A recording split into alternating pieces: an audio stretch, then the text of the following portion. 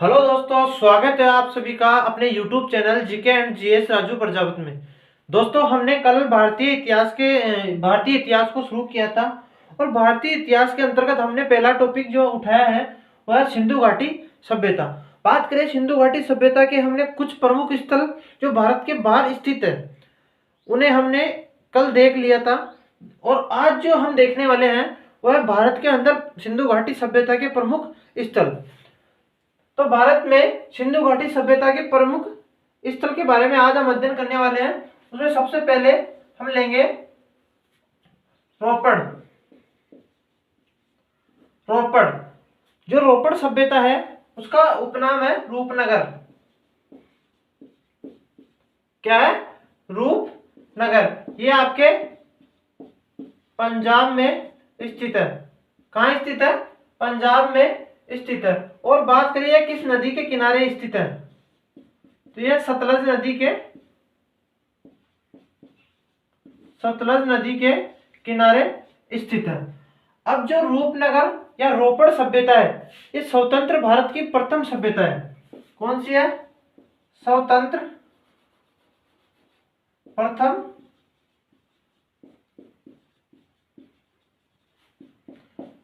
सभ्यता।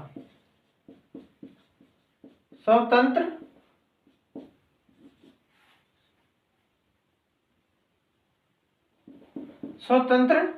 भारत की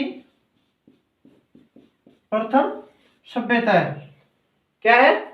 स्वतंत्र भारत की प्रथम सभ्यता है। इसके बाद में इसकी खोज की बात करें तो इसकी खोज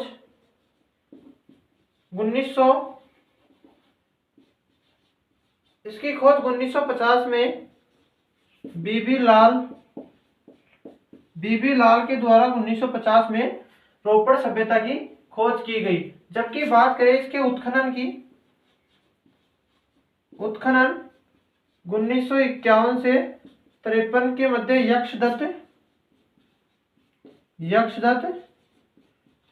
यक्षदत्त शर्मा के द्वारा किया गया। रोपड़ या रूपनगर सभ्यता पंजाब में स्थित है और किस नदी के किनारे है, तो यह सतलज नदी के किनारे स्थित है। बात करें कि स्वतंत्र भारत की यह पहली सभ्यता है। और खोज की बात करें तो 1950 में इसकी खोज बीबी लाल और बीके थापर के द्वारा की गई। उत्खनन की बात करें तो इसका उत्खनन 1951 से 1953 के मध्य यक्षदत्त शर्मा ने किया गया। इसकी एक मुख्य विशेषता है कि यहाँ पर मानव के साथ कुत्ते को दफनाया गया है। क्या किया गया है? यहाँ पर मानव के साथ कुत्ते को दफनाया गया है। और जो सर्वाधिक, इसके बाद में एक बात और देख लेते हैं कि भारत में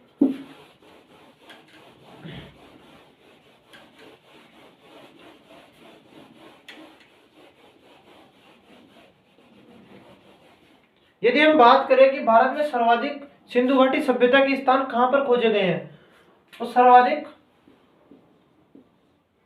जो स्थान खोजे गए हैं वो गुजरात में खोजे गए हैं। कहां पर खोजे गए हैं? गुजरात में खोजे गए हैं। और जो प्रथम स्थान था वो रोपड़ पंजाब में खोजा गया है। तो थोड़ा सा ये भी ध्यान अपने को रखना है। बात करें 2 नंबर पर, तो 2 नंबर पर आती है बनवाली सभ्यता। ये कहां स्थित है? ये हिसार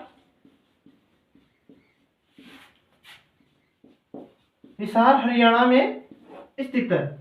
जो बनवाली सभ्यता है वो हिसार हरियाणा में स्थित है। बात करें ये किस नदी के किनारे स्थित है, तो यह नदी जो है वो रंगाई नदी के किनारे स्थित है। किस नदी के किनारे स्थित है? रंगाई नदी के किनारे स्थित है। और बनवाली सभ्यता हिसार हरियाणा में स्थित है। इसकी बात करें उत्खनन की बात करें 1973-74 में R.S.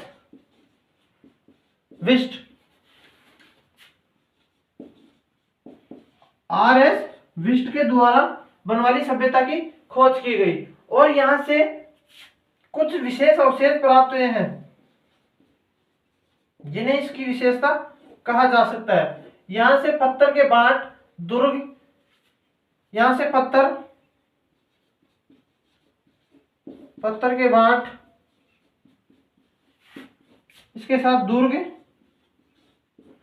दुर्ग क्या है? दुर्ग जो है वो प्राचीर से घिरे हुए प्राप्त हुए हैं, प्राचीर से घिरे हुए प्राप्त हुए हैं, अर्थात मजबूत दीवारों के अंदर दुर्ग जो है प्राचीरों से घिरे हुए हैं। यहीं से धावन पात्र और जो है सोने के बर्तनों के अवशेष प्राप्त हुए हैं। यहीं से धावन पात्र प्लस सोने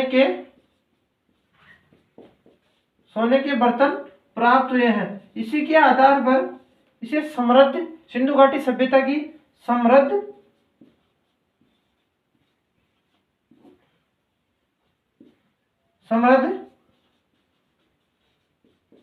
सभ्यता कहा गया है। इसके बाद हम बात करते हैं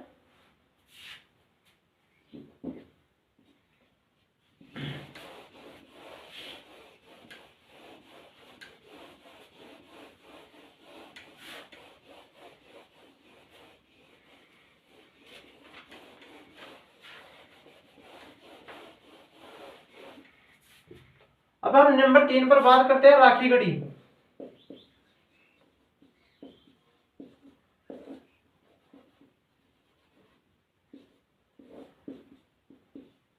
राखी गढ़ी ये जिंद हरियाणा में स्थित है। और यह किस नदी के किनारे स्थित है? तो यह सरस्वती नदी के किनारे स्थित है। सरस्वती नदी के किनारे स्थित है। राखी गढ़ी सभ्यता जिंद हरियाणा में स्थित है और यह सरस्वती नदी के किनारे स्थित है। इसकी खोज की बात करें तो इसकी खोज सूरज भान के द्वारा की गई। यहीं से हमें कुछ विशेष अवशेष प्राप्त हुए हैं जिनमें बिना लेख की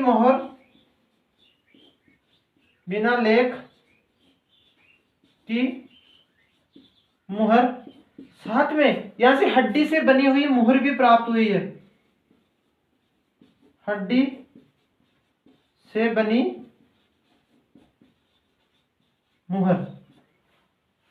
तो राखी गढ़ी जिंद हरियाणा में स्थित है, सरस्वती नदी के किनारे स्थित है। इसकी खोज सूरज भान के द्वारा की गई और यहीं से बिना लेख की मुहर, हड्डी से बनी हुई मुहर और लकड़ी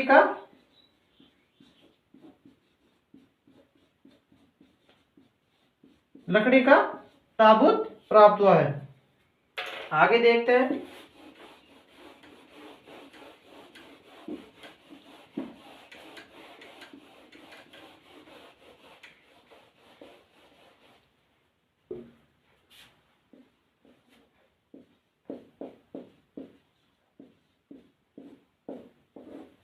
लोथल। आपकी जो लोथल सभ्यता है वो भोगवा और सरस्वती नदी के किनारे स्थित है। बात करें तो यह कहाँ स्थित है? तो यह अहमदाबाद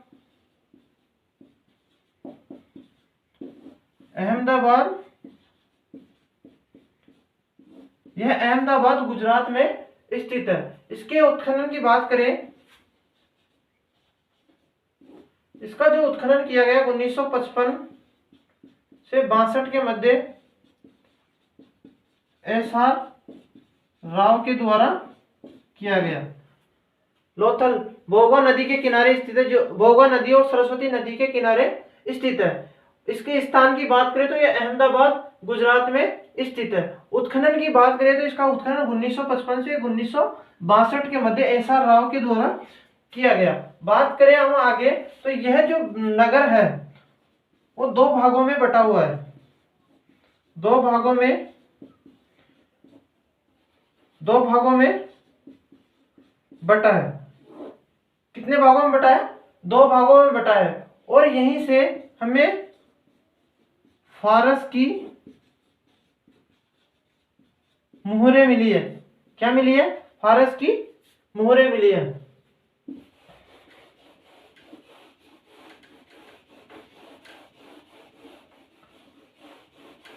बात करें तो यहां से हमें विशाल गोदीबाड़ा या डॉकयार्ड प्राप्त हुआ है। विशाल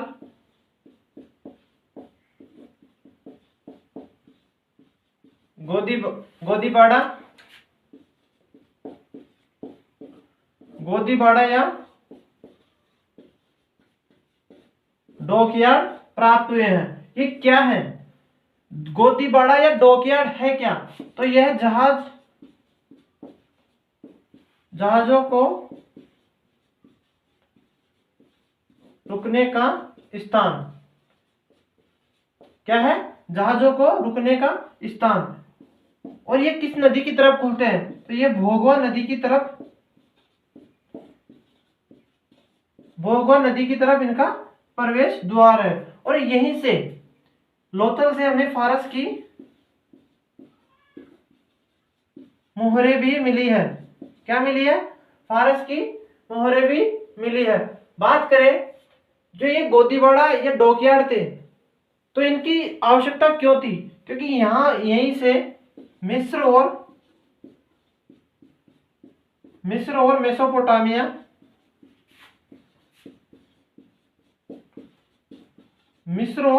मेसोपोटामिया में जहाजों को भेजा जाता था। तो इसका संबंध किससे हुआ? तो इसका संबंध सीधा सीधा मिस्र और मेसोपोटामिया से था।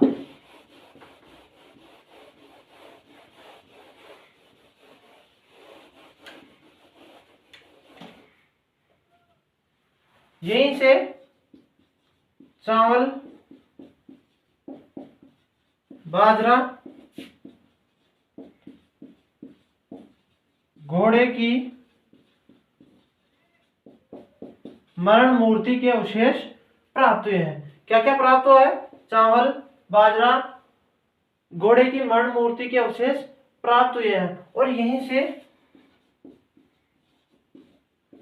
अग्नि वेदिका प्राप्त हुई है। अग्नि वेदिका एक और स्थान से प्राप्त हुई है, वो कालीबंगा से प्राप्त हुई है। और यहाँ पर जो शव को दफनाया जाता था, क्या किया जाता? शव को दफनाया जाता था। जो उसका सिर हुआ करता था, उसे ये लोग उत्तर में रखते थे। एक बार फिर से देख लीजिए, यहीं से चावल, बाजरा प्लस घोड़े की मरण मूर्ति के अवशेष प्राप्त हुए हैं, अग्नि वेदिकाएं प्राप्त हुई हैं। इसके साथ में आप याद रख सकते हो कि अग्नि वेदिकाएं कालीबंगा से भी प्राप्त हुई है, कालीबंगा से भी प्राप्त हुई है। ये लोग शव को दफनाते थे और सिर का जो सिर को उत्तर दिशा में ये लोग रखते थे।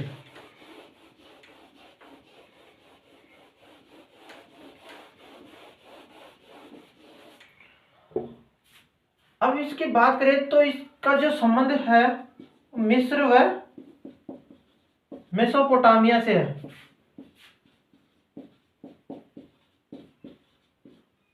मिस्र व मेसोपोटामिया से लोथल सभ्यता का संबंध है।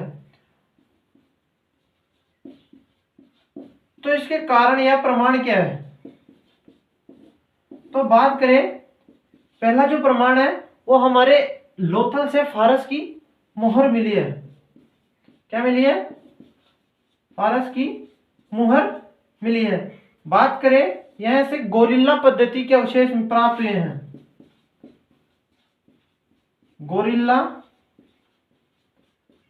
गोरिल्ला पद्धति के अवशेष प्राप्त हुए हैं। बात करें 3 नंबर पर, तो लोथल से मम्मी के अवशेष प्राप्त हुए हैं। ठीक है, मिस्र या मेसोपोटामिया से लोथल सभ्यता का सीधा संबंध था। वहीं पर हमारे जो जहाज भेजे जाते थे। बात करें कारण या प्रमाण क्या है कि इसका संबंध मिस्र या मेसोपोटामिया से जुड़ा हुआ था। तो यहाँ हमारे जो लोथल है वहां से फारस की मुहर मिली है, गोरिल्ला पद्धति के अवशेष प्राप्त हुए हैं और मम्मी के अवशेष प्राप्त हुए हैं।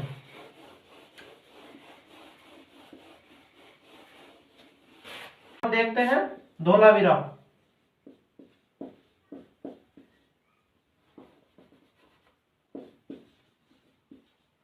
धोलावीरा सभ्यता। धोलावीरा सभ्यता की बात करें तो ये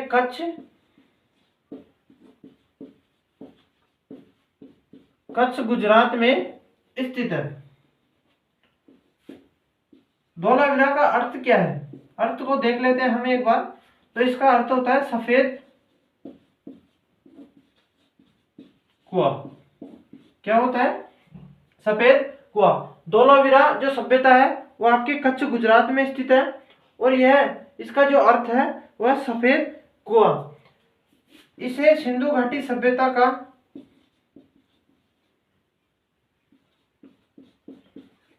प्रमुख बंदरगाह है माना गया है। ये मुख्य बात है कि धोलावीरा सभ्यता जो है इसे सिंधु घाटी सभ्यता का मुख्य बंदरगाह माना गया है। बात करें धोलावीरा सभ्यता जो तीन नगरों में विभाजित था।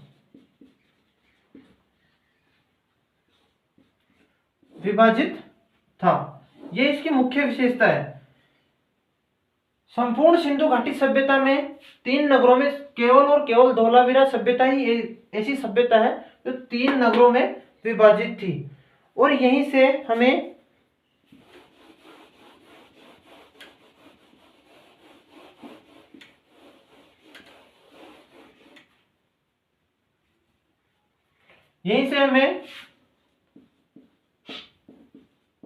खेल स्टेडियम,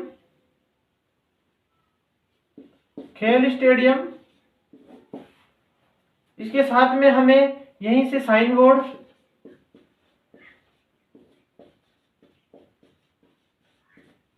के अवशेष प्राप्त हुए हैं। धोलावीरा जो सभ्यता है वहीं से खेल स्टेडियम और साइन बोर्ड के अवशेष प्राप्त हुए हैं। इसके साथ में हम बात करें तो श्यामपट्ट, सुनामी, बांध और नहरों के भी अवशेष प्राप्त हुए हैं। श्यामपट्ट, नहर, बांध और सुनामी, इनके अवशेष कहां से प्राप्त हुए हैं? वो धोलावीरा सभ्यता से खेल स्टेडियम, साइन बोर्ड, श्यामपट्ट, नहर, बांध और सुनामी के अवशेष प्राप्त हुए हैं। बात करें यहाँ पर कुल छोटे बड़े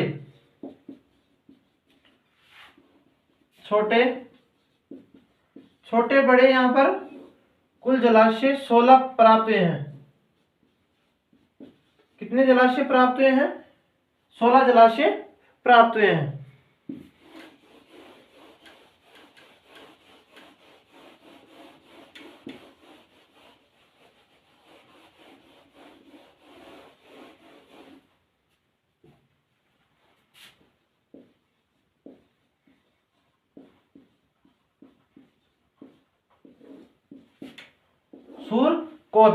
सुरकोतदा जो सभ्यता है वो गुजरात में स्थित है। कहां पर स्थित है? गुजरात में। और हमने कल देखा था सूत का गेडोर,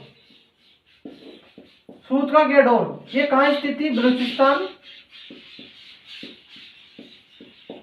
बलूचिस्तान पाकिस्तान में स्थित थी और यह दास्त नदी के किनारे स्थित थी। उसी के साथ में आपको याद रखना है सुरकोतदा जो गुजरात में स्थित है, इसे सिंधु घाटी सभ्यता का बंदरगाह कहा गया है और यहीं से कलश सौदान के अवशेष प्राप्त हुए हैं। इसे सिंधु घाटी सभ्यता का बंदरगाह है, यहीं से सिंधु घाटी सभ्यता के बंदरगाह के अवशेष प्राप्त हुए हैं और यहीं से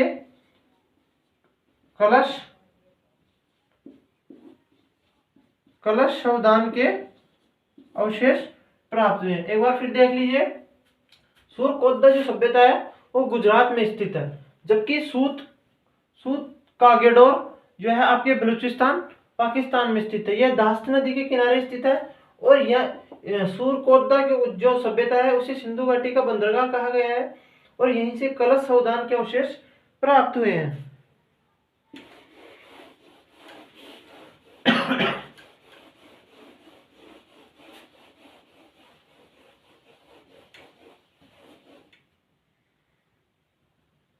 अब हम बात कर लेते हैं सिंधु घाटी सभ्यता का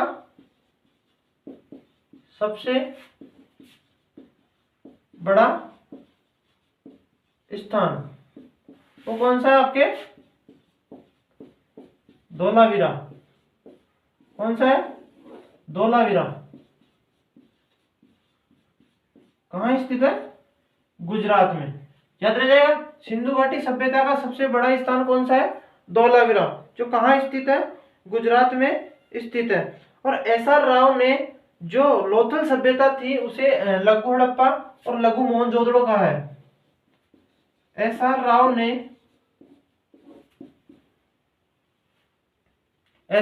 ने लोथल सभ्यता को लघु हड़प्पा प्लस लघु मोहनजोदड़ो कहा है। क्या कहा है एसआर राव ने? लोथल सभ्यता को लघु हड़प्पा और लघु मोहनजोदड़ो कहा है।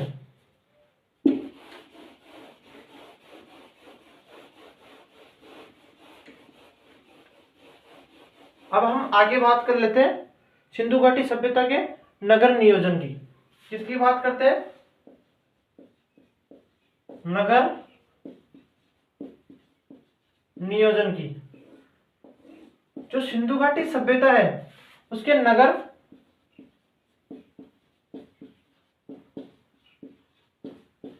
नगर सुनियोजित नगर थे। जो सिंधु घाटी सभ्यता है उसके जो नगर थे वो सुनियोजित नगर थे। बात करें यहाँ पर विशाल अन्नागार भी प्राप्त हुए हमें। अन्नागार और विशाल स्नानागार भी प्राप्त हुए हैं। स्नानागार भी प्राप्त हुए हैं। जो यहाँ का जो यहाँ की एक बात मुख्य विशेषता है तो वह है जल निकासी। जल निकासी सिंधु घाटी सभ्यता की सबसे महत्वपूर्ण विशेषता है। और जो यहाँ पर नालियां बनी हुई है, नालियां और लकड़ी की बनी हुई है और ईंटों की भी बनी हुई है। लकड़ी और ईंटों, ये दोनों प्रकार की नालियां बनी हुई है। और जो बड़ी नालियां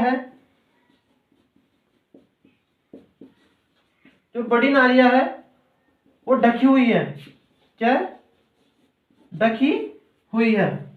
इसके बाद में हम आगे से बात कर लेते हैं इसका थोड़ी सी बात और है।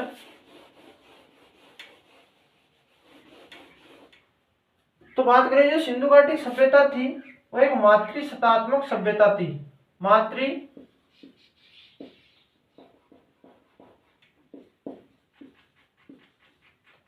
कैसी सभ्यता है?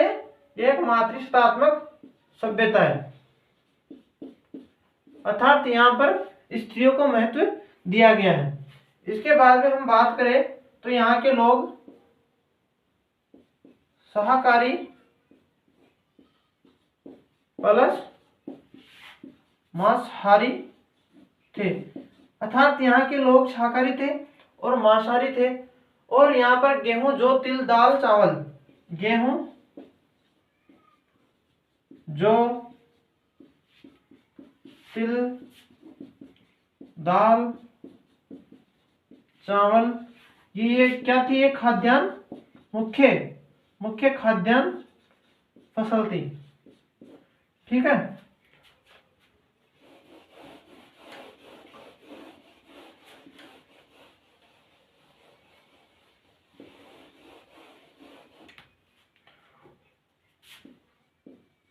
उद्योग की बात करें तो यहाँ पर सूती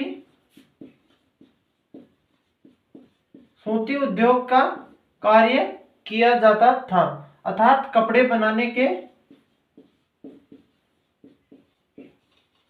कारखाने थे। और यहाँ पर मनके बनाने के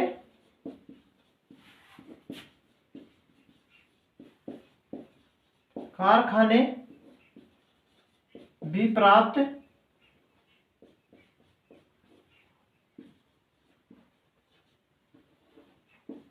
हुए हैं। इसकी एक मुख्य विशेषता और है कि यहाँ से हमें ऊंट, गाय और घोड़ा, ऊंट, गाय और घोड़े, इन तीनों के मुहरों पर अंकन प्राप्त नहीं हुए हैं। कि ऊंट, गाय, घोड़े, इनके जो अवशेष तो मिले हैं, कुछ घोड़े के भी कुछ जगह अवशेष मिले हैं, लेकिन ऊंट, गाय और घोड़े, इनका जो है मुहरों पर अंकन नहीं है।